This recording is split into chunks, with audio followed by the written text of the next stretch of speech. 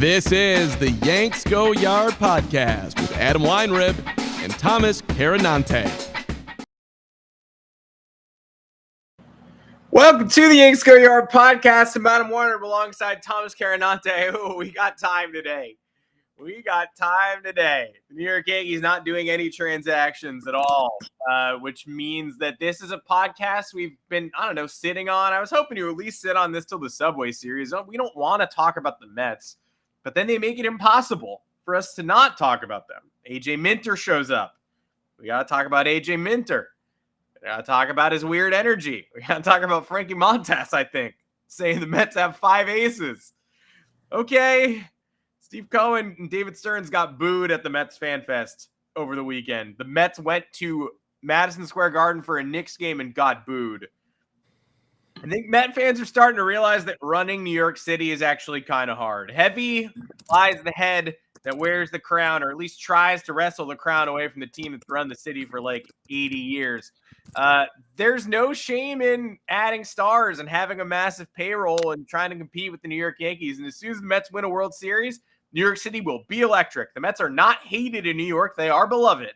But the pressure is on, and the pressure seems to be getting to these Mets fans, and it is January 27th. So we're here to talk about it, and AJ Minter wants to have a war of words. We'll have one with him. Again, we'll also be talking about all the New York Yankees transactions that you missed. There you go. We talked about them. There were none. They're not doing anything. So we've got time today. Talk about the New York Mets. Talk about a rivalry that Mets fans clearly want to manifest. But at this point, they're still warring amongst themselves, and the season's like 3 weeks away. So got to get your own ducks in a row before you can come for my ducks. Thomas Carannante, welcome to the show. Again, we've been dismissive of the Yankees-Mets rivalry for a while. Still am, but man, they're trying. They're trying really hard. I don't get it. That's really just what it comes down to for me. The Mets players. The fans, I guess I can understand because you're trying to retake the reputation in the city. Back in the day, right before the Yankees dynasty, New York was a Mets city, or at least that's what people used to tell me. 80s and early 90s, it was a Mets city. Yeah. And then the Yankees flipped the script, and it's been Yankees ever since 95, 94. So I get older fans wanting to get back to that point because it's fun and you don't want to be an afterthought in your own city. But I just don't get what's going on now. Cherishing the Subway Series as if it matters. Talking shit. These players talking shit just doesn't make any sense. Like, especially someone like Luis Severino, who defected from the Yankees to the Mets and failed as a Yankee countless times, and then has the audacity to shit talk them after they paid him prematurely and anointed him as an ace before he was even there. It's all so out of whack for me. And I don't like discussing it because, again, I don't care. The Mets don't factor into my life. They shouldn't, and they don't. And that's not saying I acknowledge the Mets exist. I have friends that are Mets fans. I root for the Mets. But in terms of adding another stressor into my life, the Mets couldn't be further down the list. They do not factor at all unless we meet in the World Series. That is it. So the fact that someone who has been with the Mets and AJ Minter for 3 days at the Mets FanFest decided to talk shit about the Yankees or Yankees fans or whatever it was, because at this point, I don't even know who they're trying to throw under the bus. It's just like the community, the collective, anybody who likes the Yankees, works for the Yankees, is a Yankee. It's what it just feels like. It's a concerted effort to try and, it's not an effort to tear it down because it's not going to get torn down. It's just so we do 15-minute segments on the podcast, and then they're like, oh, see what we did? We got those guys to talk about. And it's like, yeah, no shit, because what are you doing? It's like it's a news story. We would have probably talked about some trade candidates or dove deeper into other hypotheticals, but now you gave us a trending topic that we have to discuss, and it's our job. So That's why we're talking about it. Well, we're happy to. We appreciate everybody joining us Mondays and Thursdays, 2 o'clock Eastern on the podcast YouTube channel, on the podcast feed, on all audio platforms. You can find us there. You can find us on yanksgoyard.com as well. Yeah, we'll be responding to AJ Minter today, I guess, but only in the dismissive way of, oh man, I don't know why you tried to do something, but you sure did. We have no history with AJ Minter, right? We're not going to dedicate more than 1 minute to AJ Minter, but the quote, of course, was you could tell these Mets fans are truly baseball fans, not like the other side of town. I don't know what that means. Like, maybe Staten Island. If there's anything that's true about Yankee fans, it's that they're too into baseball and maybe too judgmental of their players, and they care too much, and they make some players' lives more difficult than they need to because of the intensity of their fandom. I don't know what it is about not understanding baseball. Maybe specifically the guys who grabbed Mookie Betts didn't understand that you can't do that in baseball. But I've never really considered Yankee fans to be people who don't understand baseball. I've considered them to be A, the winningest franchise in baseball history. So B, that's one. B, hardos, right? So like, if you don't like Yankee fans, then you probably don't like New Yorkers. So that's why I'm always confused when it's like Met fans being like, we would never do what those Yankee fans. You're all New Yorkers. You all sound the same. Someone who hates me hates you. Like someone from Tennessee who hates New Yorkers, they would never be like, Mets fans are the real fans. Yankee fans are obnoxious. Met fan, good. Like, that's not how it goes. If people hate big cities and people hate New Yorkers, people hate the East Coast, they hate you too. I'm sitting on a bunch of takes, so I just might as well get them off now. I do not care about the Mets. And I definitely don't care about the Mets, say, sweeping the Subway Series last year. They did not get further than the year. If they face us in the World Series, that's one thing. They beat us in the World Series, that's another. But the Mets fans this offseason are obviously bragging about the Juan Soto thing, and they should be. They got him. Your guy did it. But that's where the pressures of being the top dog come in, and we'll talk about that later. But in terms of winning the Subway Series last year in the regular season between the two teams, one of these teams made the World Series. One of them petered out in the team that faced us in the World Series. So I don't understand that at all. It's about making it further. We made it further. So done and dusted. But here's the take I've been sitting on for a while. And maybe unpopular. Yeah, I understand. Now a squish take. You've been sitting on it for too long. It's a flat take. It's been a decade. It's a flat take. I'll pop it out. Sort of a shocking thing to hear said. But hey, is rooting for the Mets a top 10 most exciting fandom that you could have in baseball during our life? Like, I think that it is. And I was trying to lay this out. So, yes, the Mets, right, have no World Series wins during our time on Earth and being baseball fans. Mets have never won a World Series, but they won one in 1986. It's one of the indelible World Series of all time. So Met fan parents passing that one down to their Met fan kids. You have legends. You have Darryl Strawberry, Dwight Gooden, Gary Carter, Keith Hernandez. These guys are your legends. Like, you have a very recent, these aren't guys from the 30s and 40s. You can point to them. You can meet most of them, right? So you've got that, right? You recent legacy of success during your lifetime.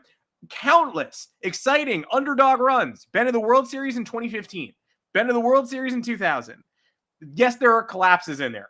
07, 08, bad. 2022, bad. But the Dodgers have collapses. Everybody has collapses. Everybody sympathizes with the Mets. There's a lull Mets thing that has taken hold specifically from 20...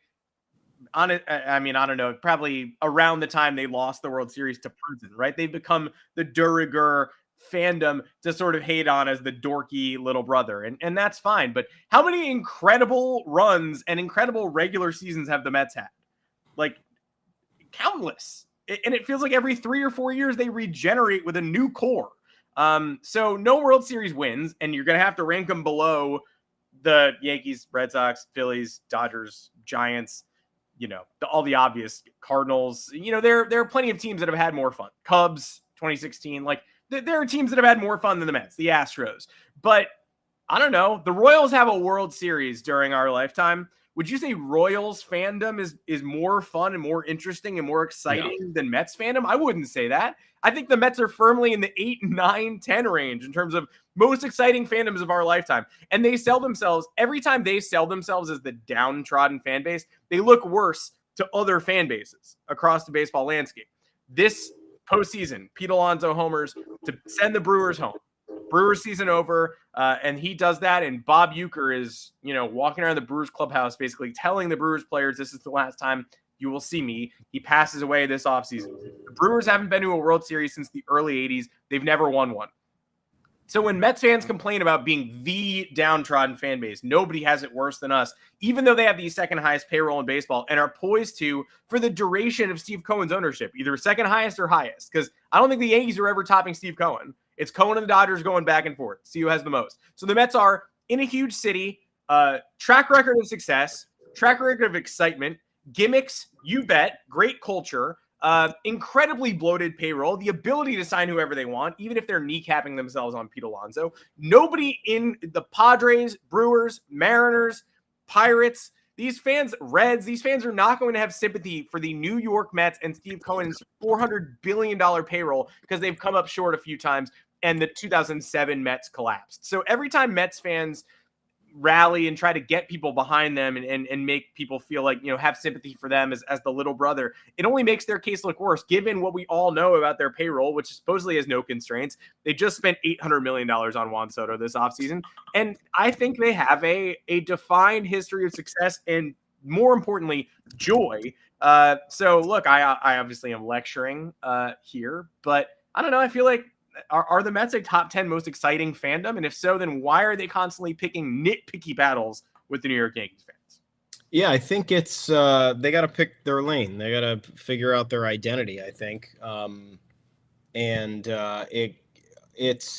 not just the fans. Again, like it's the players, like the newer players who have come in have managed to kind of start these war of words that, again, inconsequential. Nobody cares about. Yankees. You just look around the room and you're like, what, me?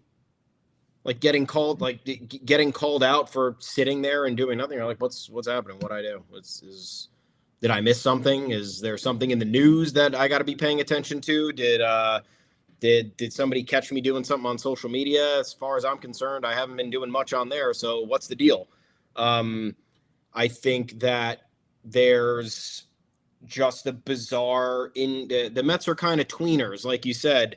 I think it is a top fan to root for. Like I actually just pulled up the MLB, just the list of MLB teams to see like what would be better. Obviously Yankees, obviously Red Sox. I would not say Orioles, Rays, and Jays. Those are no. Like I guess the Rays have had more success in our lifetime technically, but like there's no joy in that fan base. It's just, it's payroll slashing. It's devaluing players. It's wage suppression. It's not fun. Nomadic players, attachment. Like Mets fans are going to flock in droves if David Wright ever gets in the Hall of Fame. He's getting his number retired this year. Mets fans are going to sell out that ballpark and show him love. If a Tampa Bay Rays great ever got their number retired, like is Evan Longoria selling out that ballpark? That's a pathetic fan base. Yeah. Like you said, the entire AL Central, just no. I mean, the White Sox had that World Series win in what was that 2005, but they've been just dreadful ever since. The Twins, no. Tigers fans are depressed after what they've gone through in our lifetime of baseball. Royals, again, like they had the World Series win. They had that little window of success, but beyond that, terrible. In a world where the World Series is all that matters, then like, yeah, okay, fine. The Royals and the White Sox, fine. But that's not the conversation here. No. Guardians, same type deal, like one of the richest ownerships in the league, and they were one game away from winning the World Series. They blew a 3-1 lead, like very unenjoyable. Astros, yes, obviously. Mariners, Athletics, Angels, dreadful. Rangers, you could make the argument, but you blew that World Series to the Cardinals, and that was tough. You win the World Series in 2023, but they're very much up and down. And I don't know, Rangers fans don't really. That's not really a fan base where I'm like, oh man, Rangers fans here, they're here to stay. It's like, oh, Rangers fans, yeah, Texas, big market, sure, cool. Nationals, no. Marlins, no. Braves and Phillies, I'd probably say yeah. Yeah, I'll give the Braves one. Obviously. Give the Braves a nod. Cubs and Cardinals, yeah, probably. Brewers, Reds, Pirates, absolutely not. Giants and Dodgers are the only other ones, like Padres, Diamondbacks, and Rockies. There's no argument. So yeah, I mean, like Giants. I'll put the Giants in there as well. Obviously, 3 World Series for you. Yeah. Your grandfather for them. And Barry Bonds. They had a lot. They had a lot in this lifetime in the last 25 years. So Yeah, and I would say the Mets are in between that 8 to 10 range, however you want to rank it, and life's getting better for them. Like as much as we joke around about like, Steve Cohen not going the extra mile because everyone's saying, oh, he's got endless pockets, whatever. It's like, great. Why don't you sign Pete Alonso? Why doesn't Juan Soto go to Mets FanFest in a private jet if his flight got canceled? Like, what are we doing, Steve? Why don't we? I thought you had unlimited money. But the tides are turning for the Mets. They have one of the best players in baseball. They've built a playoff contender. If we're to believe this roster can sustain year over year, I think there is absolutely truth to Steve Cohen reinvigorating this fan base and getting everybody more excited. And the fact it's how cool is it that a fan runs the team? I don't think we have many of those situations in the league. I don't know off the top of my head, but I can assure you that that's in the minority. And I know we don't have one of those. That I'm sure of. But you have the richest owner in baseball who is a lifelong fan of your team running your team. That's awesome. So, I mean, just start acting like adults. AJ Minter, call out the Braves in the FanFest day. Wouldn't that be fun? Call out the Phillies. Call out the Nationals. Those are hated teams within your division. Call out the Dodgers, who just knocked you out of the playoffs. Call out the Dodgers. Why isn't everyone calling out the Dodgers? AJ Minter, who faced the Dodgers in 2021 en route to the Braves World Series run, like, remind the Dodgers who you are. And now you're with the Mets, and hey, dude, took you to 6 games last year. Now we're re-up and look out. Don't care the moves that you made. We're ready for it. Like, I don't know. Again, it's just the Mets players and the fans are just focusing on, and not all of them, of course. I think that there are plenty of Mets fans who think Yankees beef is just not worth their time. And like Yankees fans always circulate the Derek Jeter quote, like, oh, it's just the Mets. Like, yeah. Like, do I think that's funny? Yes and no. Like, that was funny when it came out, and now it's overused. But there is truth to it. It is literally just the Mets. It's not that I think less of the Mets. It's, again, I'll see you in the World Series if I see you. Otherwise, you're in a different borough. I don't care what you're doing unless you're stepping in front of us at the trade deadline or you're stealing free agents from us, which has only happened once so far now. Juan Soto remains the only one. Everything else does not. It doesn't really matter. Or trade deadline, World Series, whatever it is. So like until we get to that point, have fun, trash talk. I thought Minter was doing it to just get a cheap laugh, right? Like, like Luis Severino did this year. He's like, oh, they only have 2 good hitters. I talk to those guys all the time, man. Like, you knew he was joking around. You knew he was trying to get a rise out of Yankees fans. It didn't sit well with most people, which I understand. Didn't sit well with me, but I get where he was coming from. AJ Minter, like, didn't even smile. He was like serious, and we were just like, okay, but why are you saying, like, how do you even know? What do you know? Yeah. Like immediately after, like people were like, AJ Minter has 4 career appearances at Yankee Stadium. Count them up. Great. Okay. I don't know why he thinks that or why he felt the need to say it. Like dead serious look on his face, which again is all right, but why? I just would like to know why. But anyway, hope Mets fans enjoyed amazing day. I guess partially I'm glad Juan Soto wasn't there because that would have just added to all this and we would have had another layer of things to talk about. It would have been super annoying. So yeah, Mets fans, good luck with everything. I hope this is the last time we discuss anything Mets related on the podcast until we absolutely have to. Yeah, that'd be great. I mean, look, I'm hoping, again, no Met fan wants to dismissively hear from Yankee fans that we don't mind your team, but we hope to share the city with you. Losing Juan Soto to you guys sucks. But, like, I'd rather watch a Yankees-Mets World Series than a Yankees-Dodgers World Series again. I just saw that. It was terrible. If the Mets and Dodgers face each other again, I'll be rooting for the Mets. That's how it works. You guys will not be rooting for us to do anything, and that's fine. But the more AJ Minters who are out there, and the more I see Met fans at FanFest after signing Juan Soto for $800 million, chanting "We want Pete" and booing Steve Cohen and like agitating David Stearns, crazy behavior. Like you go to the FanFest in what should be the most celebratory offseason you've ever had, and we go down that list of all the teams, which fan base did better than you or whatever, and a lot of it is just based on if the Mets were to get a World Series, they would immediately vault into the top like 5. Like they'd be right. All they're missing is a World Series. In terms fun regular seasons. You guys have some of the most fun in baseball, some of the best, most interesting players, best setup for the future, huge payroll advantage. And you signed Juan Soto like a month ago. It's the most exciting thing you could do. Just imagine if the Yankees had signed an $800 million player and then their fans went to FanFest and instead of celebrating, they were like, more, give me more, please. Like Met fans would be all over our asses. But instead, it's like a Red Sox fan fest. Yeah. Red Sox fan winter warm up. They're booing. They always boo. They come to boo. They pay to boo. It's just this thing of, look, I do think some Met fans are probably reckoning with the fact that they're now the big dog. Like they wanted Steve Cohen. They wanted Steve Cohen to come in and change everything and blow everyone away with his spending. And they didn't really think about, well, that's going to mean things might be run a little different here. It might not be hometown heroes anymore. It might be mercenaries. We might be doing free agency. Like if you're spending the money it takes to lure top talent, that means you're maybe not doing it the homegrown way. Look at the Dodgers. Gavin Lux, the only Mookie Betts. They'll drop anybody at the drop of a hat if they get the chance to get a Mookie Betts or a Freddie Freeman in. Like, yes, they have uncovered diamonds in the rough like Max Muncy or whatever. But the Dodgers, it's impossible for a prospect to break into that Dodgers lineup. Dalton Rushing trying to do it now.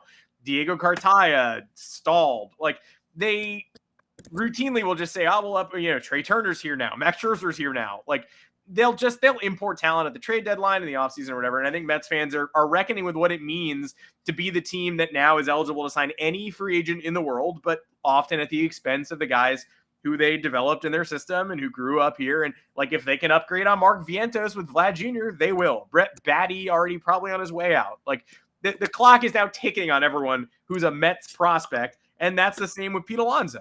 So it's not quite so easy to take over. Right. And I don't know. Never is. The AJ Minter's comments right into the Mets being booed at Madison Square Garden kind of says it all. And I saw a comment from someone who was like, well, duh. I mean, most Knicks fans are Yankee fans. It's like, there's only really one New York basketball team. The other one plays in Brooklyn and used to play in New Jersey. And that one actually shares the Yes Network. So theoretically, there's probably a higher percentage of Nets fans that are Yankee fans than there are Knicks fans. Like the Knicks are the New York basketball team. So there are Mets fans and Yankees fans there. And Yankees fans that day decided to vocally tell you that they don't like you or care about you. So Yankee fans run New York. At this point in time, a lot of pressure on your shoulders, and we'll see where we land.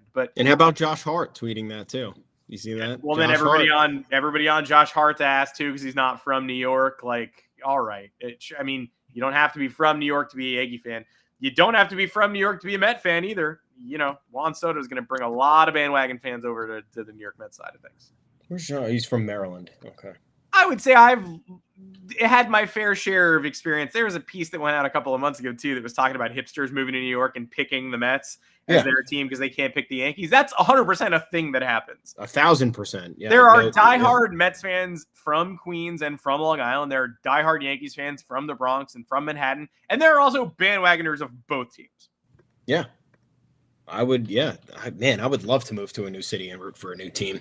And no one would fucking criticize me. Watching the NFC Championship, like, wow, like the Philadelphia Eagles win all the time. Yeah. That would be great if I liked that. That'd be great. Unfortunately, I don't. No. But yeah, I mean, that is so real. People coming here and being like, Mets or Yankees? I'm going to go with the Mets. Yeah. Just out of rebellion, which I get. I do get it. Like, I don't know. Well, people will question my bona fides and call me a bandwagoner if I'm a Yankee fan. But if I'm a Met fan, no one will say that because they're like they're the little brother, downtrodden, forgotten team, and we all have fun over here. So if I wear a Mets hat, everybody will just start talking to me like I've been a Mets fan all along, and I can assimilate like Big Cat, Barstool. Yeah. Yeah, if you're wearing a Yankees hat, you're like, oh, you're a corporate asshole. Yeah. It's the same thing we do. We talk about it all the time with Red Sox, Yankees. Like, Red Sox were the lovable loser for a long time. They made their comeback in 2004. Then they became world champions, and then they went on literally the most prolific winning stretch in modern baseball history. They won 4 World Series in 14 years or 15 years. And in short order, they became a version of the Yankees. Spoiler alert, the year before, in what was the year the Yankees got A-Rod? It was before the 2004 season. Yeah, it was between 03 and 04. And the Red Sox were almost had him. The deal fell through. So the Red Sox were making momentous moves and spending large amounts of money to try and successfully lure some of these players in, and they became a big market behemoth, and they were no longer, like, on the surface, this group of ragtag guys who we're supposed to feel bad for because they never won. Like, all the losing predated most of these players. And that's like the fan trauma that I always get on people about. It's like modern day Red Sox fans, and I know it's not all of them, but some of them are like, oh man, you don't know any idea what we've been through before 2004. It's like, you weren't fucking alive, or you were not cognizant of what was going on. Like, your father, your mother, absolutely. Your grandparents, yes. Your grandparents, absolutely suffered half a lifetime, a full lifetime. Your great grandparents probably suffered a full lifetime of Red Sox awfulness. That doesn't mean that the trauma gets transferred to you now. It's a sport. It's not something in your bloodline that's ruining your life. It's a game, and you have been alive and able to comprehend championships as an adult that most people never experience. Most people never experience. Look at the Cubs; they have one, and that was like insane when it happened. The city was shaking for days because generations of people didn't experience that. Guardians fans, Cleveland fans, what's their last title? 1954? 48? They lost 48? The 54 World Series to the New York Giants, ladies and gentlemen. Even better. Great. And the list goes on. There are franchises without championships.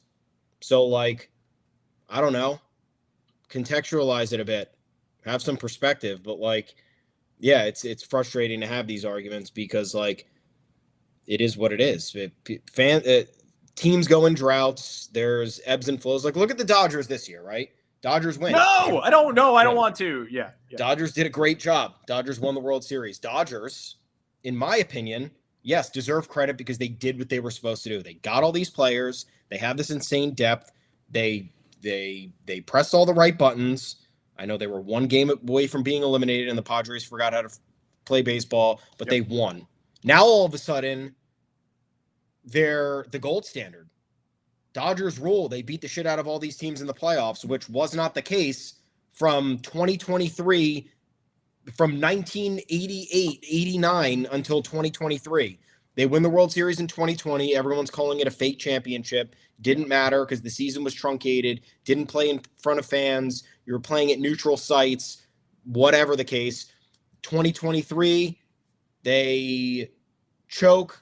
2022, they choke. 2021, they choke. 2019, they choke. 2018, they lose in the World Series. 2017, they lose in the World Series. And then all before that, it was them getting back to where they needed to be because of ineptitude at the ownership level, ineptitude at the front office level, bad trades, bad contracts, bad player development.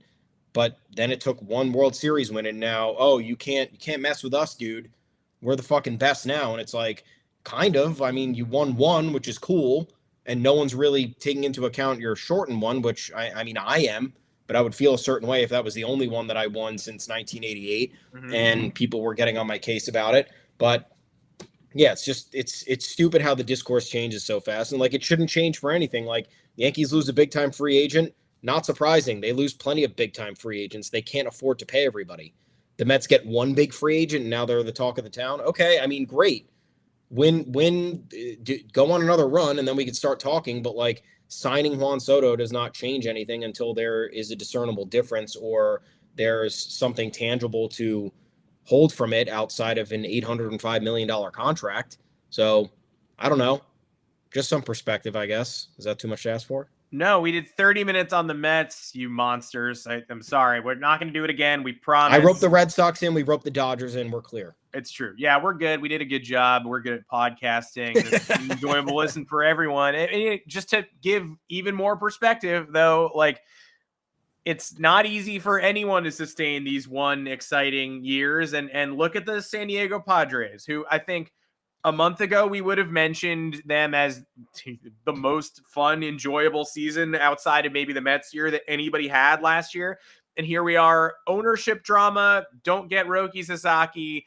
future up for grabs, haven't spent a dime in free agency. Jurickson Profar goes to the Braves. They're entertaining Dylan Cease trade talks. And then all of a sudden today, old friend Michael King is back on the market, potentially.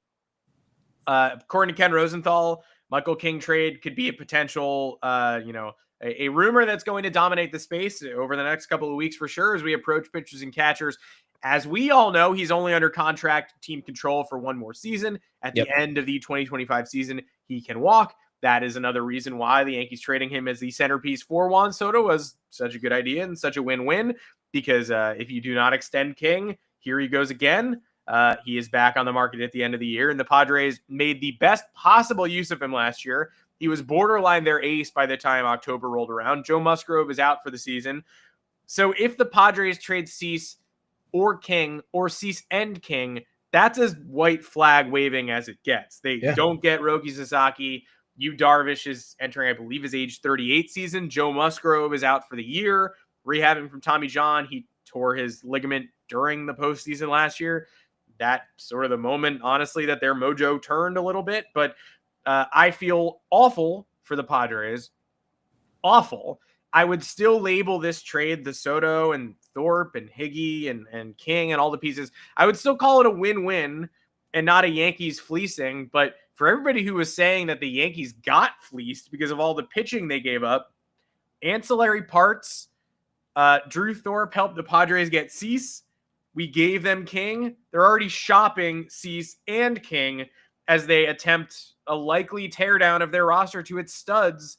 They attempted to do what everyone was lecturing them and every other team to do. Everyone lecturing everybody. You could do what the Dodgers do, right? Just all owners have to do is authorize the payroll. It's so easy to do what the Dodgers do. The Padres tried. They signed Manny Machado to a huge deal. Bogarts to a huge deal. AJ Preller can't be stopped. Tatis to a huge deal. Preller just keeps going for it, and he goes for it in the street, gets Juan Soto. Then Soto, he doesn't think he can keep, so he trades Soto for more great pitching. They compete next year. They have one of the best regular seasons in franchise history in 2024, and then it all peters out in the playoffs, and here we go. Ownership concerns, budgetary constraints, and both Cease and King potentially on the market. So obviously my eyebrows are a little bit raised on King's availability, but I don't know. People were calling the Soto deal a fleece as recently as a month ago because the Yankees let him walk after 1 year, bid $750 million and didn't get him. But Yankees went to the World Series. Flags fly forever, even if it's the second best kind of flag. And now the Padres are maybe cutting bait on all of the pieces they obtained. Yeah, and I mean, the Yankees signed Max Fried essentially to replace Michael King. So I don't know how you call this a losing side for anybody, because the Padres wanted to get rid of Juan Soto because of A, his salary, and B, their need for pitching. So they got what they needed, and the Yankees won a pennant. And I don't know if they had gotten eliminated before the World Series, I'd say the Padres won this trade, but they didn't. The goal was to get to the World Series. The goal was to win the World Series, obviously, but the goal was to use Juan Soto's talents to get there, and then whoever you ran into, it's the World Series. You don't know what's going to happen, but the Yankees very much controlled their own destiny in the AL, and they did what they had to do. If you want to end this conversation now, Yankees, is it crazy if you think about trading back for Michael King? Look, I don't know what he would cost because you have a couple of issues with him, right? And I wouldn't even call them issues. It's just like affecting trade value, right? Age 30 season, $8 million, only has 1 full year as a starter under his belt, becoming a free agent after 2025. So, like, how much leverage, if you're the Padres, do you have considering those factors? And then if you go a level deeper, like, they're trying to trade Luis Ariz and Dylan Cease, who are making almost double Michael. I think they're both making $14 million. Michael King's making $8 million via arbitration. So if there's no market, I guess, for those guys, or you're not getting what you perceive to be proper value for those guys, then why is someone going to overpay for Michael King, who's making, I guess, less money, but is much less of a household name, star power, consistent track record? So this could be a buy low-ish opportunity for the Yankees to it's like the Aroldis Chapman deal, right? Like, I didn't like re-signing him, but the Yankees traded a haul or traded Aroldis Chapman for a haul that they used to help benefit themselves in a multitude of ways, and they just re-signed Aroldis Chapman when he became a free agent. This is obviously different because they would have to trade back for Michael King, but if you look at the roster right now, maybe you trade back for King. I don't know what you'd have to give up or if it would have to be a ton, but you take on $8 million in salary. I think the Yankees are like 13 or 14 million away from the Cohen tax. And then that gives you a little bit more flexibility to trade Marcus Stroman. Maybe you can eat a couple more bucks because you have somebody who can fill into the rotation for cheaper, meet in the middle somewhere. Maybe you eat 5 or 6 million of Stroman. That brings up King's perceived value to 14, 15 million, which is probably correct.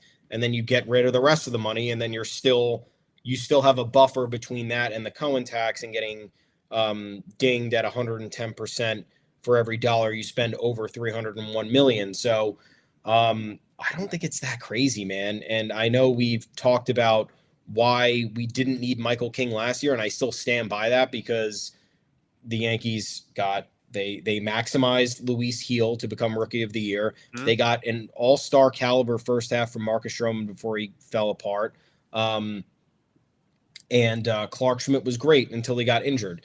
And if you had the opportunity to replace Michael King's production with any of those three guys in exchange for Juan Soto, it's something you do every single time. Yep. So that was the reasoning why it was like, yeah, you trade Michael King. This is not a guy that you have to hang on to. But hey, if he becomes available for, I'm not going to say pennies on the dollar, but for in an advantageous situation because the Padres are just looking to get rid of money, could be worth it. And it's never a bad idea to have excess pitching. Maybe he's a full-time starter. Maybe he's somewhere in between a starter and a bullpen swingman. I don't know if he'd be open to that, but that's where he had the most success of his career. So yeah, I'd be raising my eyebrows right now if I'm Brian Cashman. And again, like Yankees prospects just don't pan out for this organization, and sometimes they end up being better elsewhere. Maybe you just start living with that reality, and it's like, okay, we have these assets, don't really know where they're going to take us. Like, let's get major league talent. Let's keep replenishing the major league roster year over year. And look, acquiring King gives them financial flexibility too. The money's coming off the books next year. Whereas Stroman, depending on what happens with the vesting option that turns into a player option, you could be on the hook again. So I'd be calling up AJ Preller to figure out a multitude of scenarios.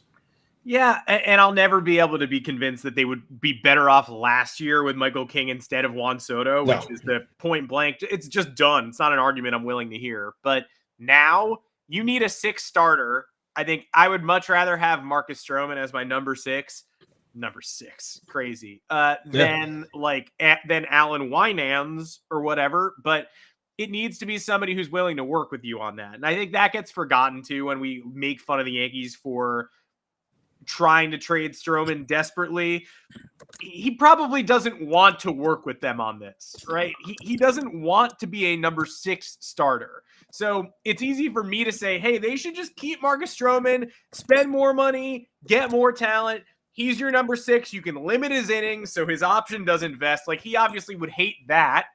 And he would hate not being in the rotation and being sort of a swingman shuttle type. So shed the Stroman money, get somebody like King, who's been comfortable in the bullpen in the past.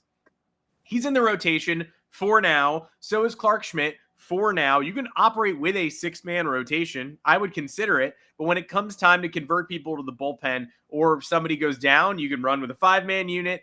And then by the time October comes around, you've got Schmidt, you've got Gil, you've got King. All of these guys can be used in a multitude of ways. Hopefully you still have Cole, Rodon, Fried healthy. Those guys are your horses. They take game 1, 2, and 3, you would think. And then Michael King takes game 4, but maybe Clark Schmidt comes in the second inning. Maybe he comes in for Rodon in game 2. You just have a lot more flexibility. I don't think Stroman's willing to play along. So yes, I would rather have Michael King, and I hope Michael King gets paid this offseason. That's the thing that I hope the most. He deserves it. Get that man his money. Final note, MLB news and notes, the Astros and Alex Bregman. This is getting weird. I don't know who to laugh at here. The Astros traded Ryan Presley. Finally, over the weekend, he approved a trade to the Cubs.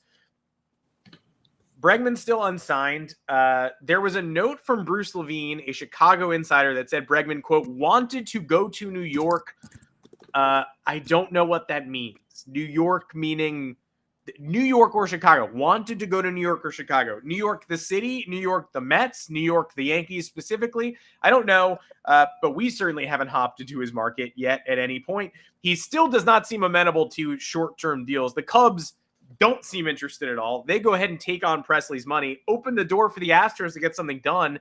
Their offer, that 6 years, $156 million, is still on the table, even with Isaac Paredes at third. And Jose Altuve is apparently willing to move to left field to get Bregman to second base. Christian Walker's at first.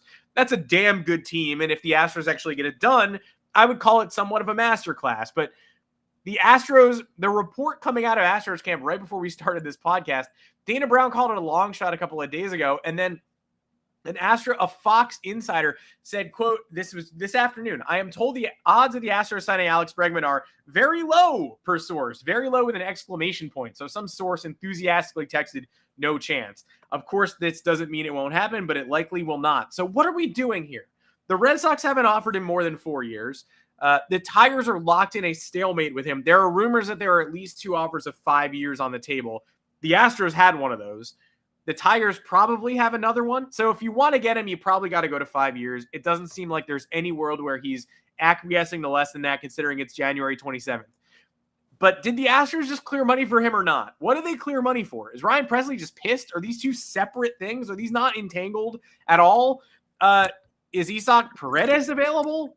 Like, the Astros traded for him to fill third. Why are we moving Jose Altuve to left field again? Is that like just for funsies? Is that fantasy baseball? Is he good at left field? What is he doing out there? He's being nice, but that's not a position I've ever envisioned him playing in my life. So are the Astros clearing an infield spot? Do they need to? Are they signing Bregman? Are they out on Bregman? Do we laugh at the Red Sox? Do we laugh at New York for not pursuing him? I wanted to say this is an Astros masterclass, but if they're not interested and they claim not to be, then it's just a mess. It's a mess all around, and he has no team. This is so weird. I thought this was fully us about to get owned. I know that they traded Kyle Tucker, so you sit there and you're like, did this team get better? But Christian Walker, obviously an upgrade. Paredes gives them flexibility, and he's a good player. They're hoping, look, they still technically have a deep pitching staff, right? Like, if some of these guys bounce back from injury, yeah, or if they just improve year over year, or even if they just maintain production, like, it's a good pitching staff. And you're sitting there and you're wondering if clearing Presley's money, which is what they've been trying to do, I think, since last trade deadline, would be the differentiating factor with bringing Bregman in. You're like, holy shit, they just drew a hard line in the sand with Alex Bregman and said, this is our offer. What was it? 5 years, 6 years, $156 million or whatever, and take it or leave it. And Bregman said, I am going to not take that, and I'm going to look somewhere else. Going to leave it, in fact. Yeah. I am going to leave that and go see what else has in store for me. There was nothing else in store for him, but we don't know the details of that, right? So you have Cubs were previously interested to varying degrees, and then that died on the vine rather quickly. The Tigers have been involved for seemingly the longest amount of time, and maybe they can't get to a number that satiates Bregman. I don't know. The Red Sox are involved. Apparently, they don't want to go higher than 4 years, per the reports and speculation. Which and is hot insane. Take on that, like Insane. they could really use Alex Bregman, but I'm going to go and say I actually understand. Like, Christian Campbell is the maybe best prospect in baseball. Roman Anthony needs an outfield spot. So, and Trevor Story exists. You have to operate like he exists. I think the Red Sox are better immediately if they sign Alex Bregman, but I think by next year, you probably wouldn't notice it. They'll be good enough with their internal pieces. You never know, and they should, and they'd be smart to sign him. But I do think there's a high probability that we get to 2025 or 2026, and we're just like, oh, their offense is good anyway. Remember the Alex Bregman rumors? That was weird. Yeah.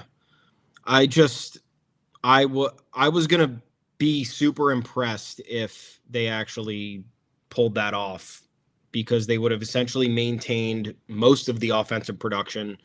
Don't forget, Yordan Alvarez is still there. Christian Walker is an unbelievable upgrade over the black hole they had at first base for the last two plus years. Jose Altuve is still Jose Altuve. Yeah. Yainer Diaz is a very good baseball player, and if you're optimistic about young players improving, like if that dude follows a linear path, like that's scary.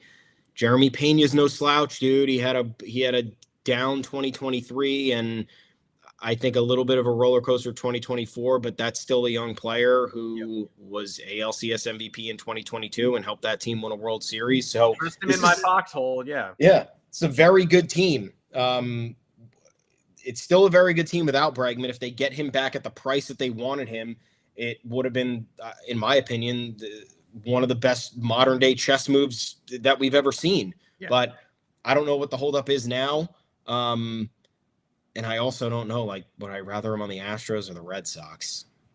I guess I'm trying to why can't get the Cubs back involved? Cubs where are the Phillies? Where are the Phillies on this? Like, where are our friends, the New York Mets? Come on, wanted to be in New York. It's abstract enough. You guys can hop in there. I mean, well, and they had the rumors that Vientos and Beatty were taking first base reps. So what is it? Is that what's that? Brett Beatty, first base legend. I mean, a guy who barely exists in my opinion, but sure. Look, I want Alex Bregman on the Yankees. They don't want to give up the draft picks, and they're sure as hell not going 5 or 6 years to outbid the field. So let's get him on the Tigers. What are the Tigers doing? He clearly doesn't want to go there. He's going to end up, I would say, either going back to the Astros or signing one of these 1-year deal specials, the 3-year or 4-year deals that look like a 1-year deal. Yeah, well, I'll definitely be in Detroit for the long haul. Can't wait to win with AJ Hinch. Definitely don't check how front loaded my contract is and how there's an opt out if I get 100 at bats this year or whatever. Like, he's going to have a creative 4-year deal at the end of this, or he's going back to Houston. And I've already accepted that. And I'm not going to let today's update get in my head about how it's still a long shot or whatever. That makes no sense.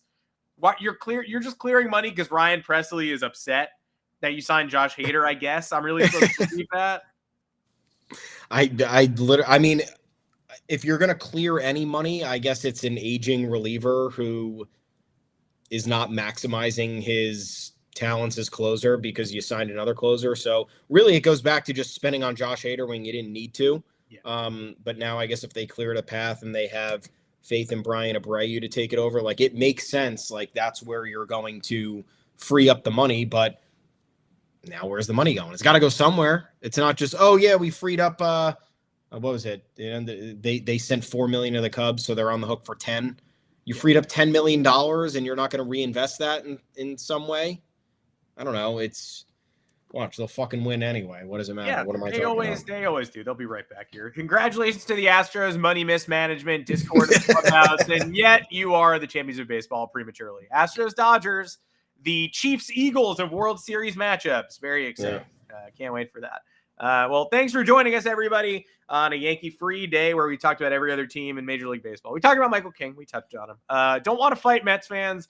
I got a feeling this video is going to be popular on the YouTube after it goes live. I think we'll probably see some Mets fans showing up. Find my social security number. I know you will. You guys are the best. We'll be live again on Thursday. Well, actually, Wednesday this week. Typically Thursday, but Wednesday, 2:00 Eastern. So join us then. Man, it'd be nice if the Yankees made some moves between now and then. Probably won't. I'm Adam Weinrib. You can find me on Twitter at Adam Weinrib. I'm on Blue Sky as well, becoming increasingly relevant by the day. Thomas Carannante, where can the people find you? I'm at Tommy's_takes. Adam and I are both at the official Yanks Go Yard account at Yanks Go Yard FS. Please like and subscribe to the YouTube channel. Easiest thing you could do for us if you have any inclination to like us in any way, even if it's a small degree. We'll take what we can get. Head on over to yanksgoyard.com. Plenty of content there that we're also not talking about on the podcast because this is not a 3-hour podcast. It's 45 to an hour. We entertain you guys for a little while. You go about your day. We're not here to take up all your time. So plenty of content there. We appreciate you guys reading. We appreciate you guys tuning in and keeping up with all things Yankees. Stick around. Pitchers and catchers reporting very soon. We're going to have a lot more news as time goes on over these next couple weeks. But thank you guys. We'll talk to you again on Wednesday. Let's go. Sure will. Join us here. No easier way to get the info than turning on notifications, subscribe, get those alerts. We will be going live again on Wednesday and back to Monday, Thursday. Until next time, take care and let's make some maneuvers.